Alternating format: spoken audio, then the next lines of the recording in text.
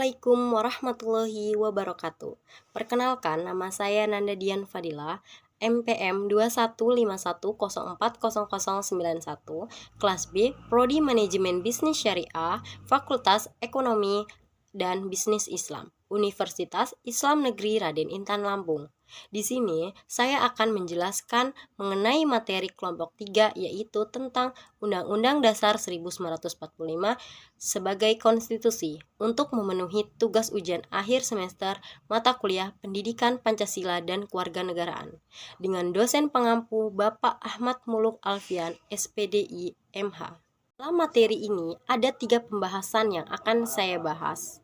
Yang pertama, pengertian, dasar atau landasan dan tujuan Undang-Undang Dasar 1945 sebagai konstitusi NKRI. Yang kedua, menjelaskan kompleks, hakikat, isi kandungan, fungsi, serta hubungan pembukaan Undang-Undang Dasar 1945. Yang ketiga, menjelaskan kompleks kandungan pokok Undang-Undang Dasar 1945 dan dinamika pelaksanaan Undang-Undang Dasar 1945. Pertama, pengertian atau landasan dan tujuan Undang-Undang Dasar sebagai konstitusi NKRI. A. Konstitusi. Konstitusi adalah keseluruhan sistem ketatanegaraan suatu negara yang berupa kumpulan peraturan yang membentuk dan mengatur dalam pemerintahan suatu negara. B. Landasan kemerdekaan Indonesia sendiri ialah momentum yang sangat berharga di mana bangsa kita terlepas dari penjajahan. C. Tujuan Undang-Undang Dasar sebagai konstitusi NKRI yaitu untuk membatasi kekuasaan penguasa agar tidak bertindak semena-mena dan melindungi HAM. Penjelasan kompleks, hakikat, isi kandungan, fungsi, serta hubungan pembukaan Undang-Undang Dasar 1945. A. Hakikat pembukaan Undang-Undang Dasar 1945. 1.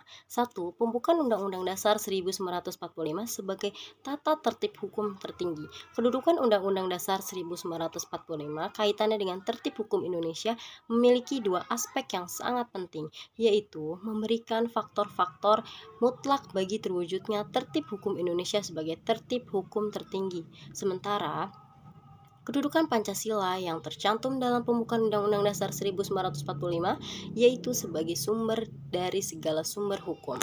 2. Kedudukan pembukaan Undang-Undang Dasar 1945 dalam tertib hukum Indonesia. Pertama, menjadi dasar tertib hukum. Kedua, menjadi ketentuan hukum tertinggi. 3. Pembukaan Undang-Undang Dasar 1945 sebagai pokok kaidah negara yang fundamental. B. Isi pembukaan Undang-Undang Dasar 1945. 1. Terkandung suatu pengakuan tentang hak kodrati. 2. Terkandung suatu pengakuan nilai religius dalam pernyataan atas berkat rahmat Allah yang Maha Kuasa. Pengakuan nilai moral dalam pernyataan didorong oleh keinginan luhur supaya berkehidupan kebangsaan yang bebas. Pernyataan kembali proklamasi yang tersimpul, maka rakyat Indonesia menyatakan dengan ini kemerdekaannya. 3. Setelah alinea pertama, kedua, dan ketiga menjelaskan alasan dasar serta hubungan langsung dengan kemerdekaan, alinea keempat memperingati lebih lanjut prinsip-prinsip serta pokok-pokok kaidah pembentukan pemerintah negara Indonesia yang dapat disimpulkan dari kalimat, kemudian daripada itu untuk membentuk suatu pemerintahan negara Indonesia. C. Kedudukan pembukaan Undang-Undang Dasar 1945 merupakan satu rangkaian utuh dengan proklamasi kemerdekaan. Maka, pembukaan Undang-Undang Dasar 1945 tidak dapat diubah. Jika pembukaan diubah, berarti mengubah hakikat negara Indonesia yang sudah diproklamasikan pada tanggal 17 Agustus 1945. D. Fungsi pembukaan Undang-Undang Dasar 1945 dan pokok-pokok pikiran. 1. Pembukaan Undang-Undang Dasar 1945 merupakan suasana kebatinan Undang-Undang Dasar 1945. Menurut ilmu hukum, untuk menyelidiki suatu hukum dasar negara tidak cukup mengenai tentang pasal-pasal undang-undang, tapi juga harus menyelidiki bagaimana prakteknya dan kembalinya undang-undang dasar negara maupun di dunia tidak akan dapat dimengerti kalau hanya dibaca teks saja. 2. Pembukaan Undang-Undang Dasar 1945 merupakan sumber semangat bagi Undang-Undang Dasar 1945. Semangat yang terkandung dalam pokok-pokok pikiran adalah A. Semangat persatuan. B. Semangat keadilan sosial. C. Semangat kerakyatan berdasarkan permusyawaratan dan perwakilan. D. Semangat keutuhan dan semangat kemanusiaan yang adil dan beradab. E. Hubungan antara pembukaan Undang-Undang Dasar 1945 dan Proklamasi 17 Agustus 1945. Hubungan tersebut yaitu menetapkan dan mengesahkan Undang-Undang Dasar 1945 yang memuat pembukaan Undang-Undang Dasar 1945 adalah tindak lanjut dari Proklamasi Kemerdekaan. Pembukaan Undang-Undang Dasar 1945 memberi penjelasan mengenai kemerdekaan sebagai hal yang akan diwujudkan dalam negara Indonesia yang bersatu, berdaulat, adil, dan makmur. Penjelasan kompleks kandungan pokok Undang-Undang Dasar 1945 dan dinamika pelaksanaan Undang-Undang Dasar 1945. Pembagian isi Undang-Undang Dasar 1945 dikutip dari buku Pendidikan Pancasila yang disusun oleh L. Andriani dan Rukyawati. Undang-Undang Dasar 1945 pertama kali disahkan dan mulai digunakan sejak sidang pertama PPKI tanggal 18 Agustus 1945.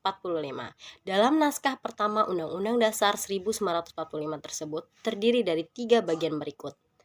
Bagian pertama, pembukaan. Bagian kedua, batang tubuh, terdiri atas 16 bab, berisi 37 pasal aturan peralihan dan peraturan umum.